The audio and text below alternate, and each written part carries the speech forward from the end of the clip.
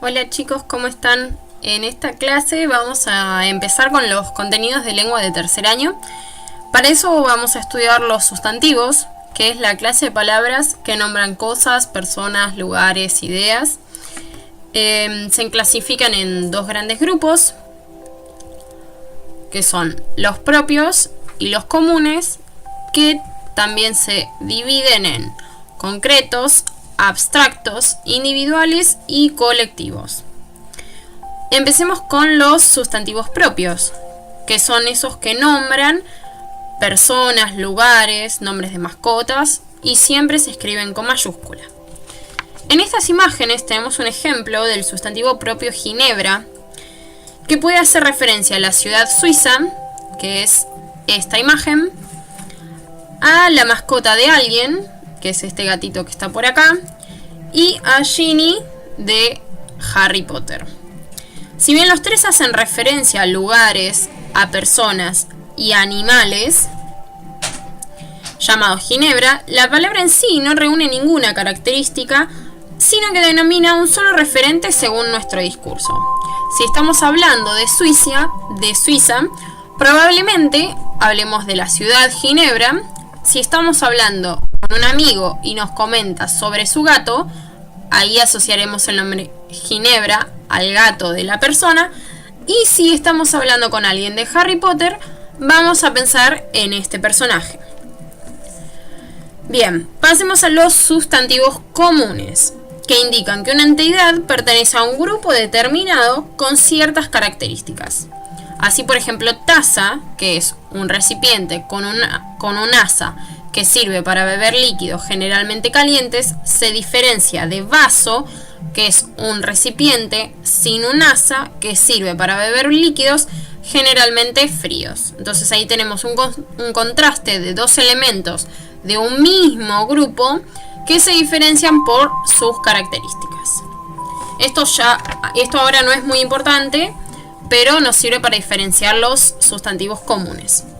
Entonces, esta taza puede ser, en referencia al contexto, puede tomar esta forma, la de la taza gato, esta taza con Pikachu, esta taza con cactus, o puede variar según el tamaño de la taza en la que pensemos, que puede ser cualquiera de estos. Incluso si nosotros estamos pensando en taza, seguramente que pensemos en la taza personal de cada uno, donde toma el desayuno, la merienda, etc. Bien, pasemos entonces ahora a la clasificación semántica de este tipo, que como vimos eran 4. Los concretos son entidades que pueden ser percibidas a través de los sentidos, es decir, el tacto, el olfato, la vista, el gusto en el caso de que sea una comida. Y como ejemplo tenemos esta cámara, que la podemos ver, en el caso de que la tengamos físicamente, la podemos tocar, etc. Después tenemos como contraste de estos concretos los abstractos, que son entidades de índole inmaterial, es decir, que no se pueden percibir con estos sentidos como los concretos, y son eventos, propiedades, procesos, sentimientos. Y como ejemplo tendríamos el sustantivo idea, que no tenemos otra forma de representarlo salvo que con esta lamparita encendida. Siempre que vemos una lamparita encendida nos hace acordar al concepto de idea.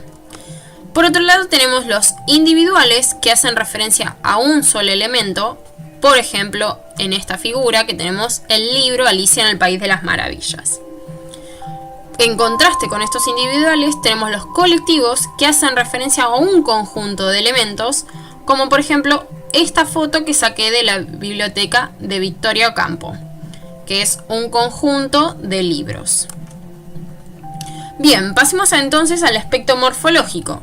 ¿Qué quiere decir esto? Que todos los sustantivos comunes flexionan en género y en número. El número puede tomar la forma de singular, por ejemplo, el auto, o plural, los autos. Con respecto al género, tenemos femenino y masculino. Por ejemplo, la bicicleta en el caso de femenino y el avión en caso de masculino. Ambos tienen género inherente. ¿Qué quiere decir esto? Que no flexionan en el género contrario.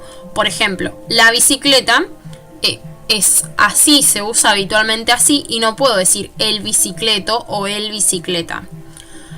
En el caso, por ejemplo, de las profesiones, como doctor, flexiona en masculino, doctor, y flexiona en femenino, doctora. Y a esto se le agregan los distintos determinantes como son el, la, los, las. Bien. Todos los sustantivos, tanto los comunes como los propios, cumplen funciones sintácticas dentro de las oraciones. Pueden ser sujeto, por ejemplo, Pablo, o el doctor de Micaela.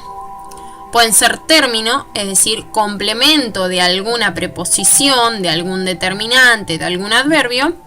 Objeto directo, ya sobre el predicado, o predicativo, también sobre el predicado. Estas son cosas que vamos a ver más adelante cuando tengamos que analizar sintácticamente las oraciones. Bien, si quedó alguna duda, pueden revisar las páginas 21 y 22 del módulo, que se acuerdan que yo lo subí en el Google Classroom hace un par de semanas. Ahí tienen toda la teoría completa. Bien, ahora les propongo algunas actividades. Esta lista de sustantivos que ustedes tienen acá abajo fueron sacadas del cuento Quiero contar mi desgracia que trabajamos la clase pasada. ¿Qué tienen que hacer con esto? Bueno, clasificarlos semánticamente y morfológicamente. Morfológicamente es esta diapositiva y semánticamente tenemos esta diapositiva. Entonces ustedes los tendrían que clasificar en propios, en comunes y si es común en alguno de estos.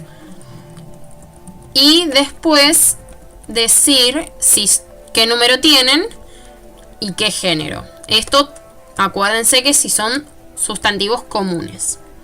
Bien, la lista de sustantivos entonces que les dejé acá abajo es desgracia, clavo, Pablo, pingazo, potro, ventana, Eugenia, ejército, comunicación, frazadas, idea, pies y sueños. Son todos entonces sustantivos sacados del cuento que leímos para la clase pasada. Esto lo pueden hacer en la carpeta, lo tienen que hacer en la carpeta, sumado con la información que pudieron sacar de cada diapositiva. Todo esto lo tienen que tener en la carpeta, así les ayuda para estudiar para la próxima evaluación. Así que los dejo trabajando y nos vemos en la próxima clase.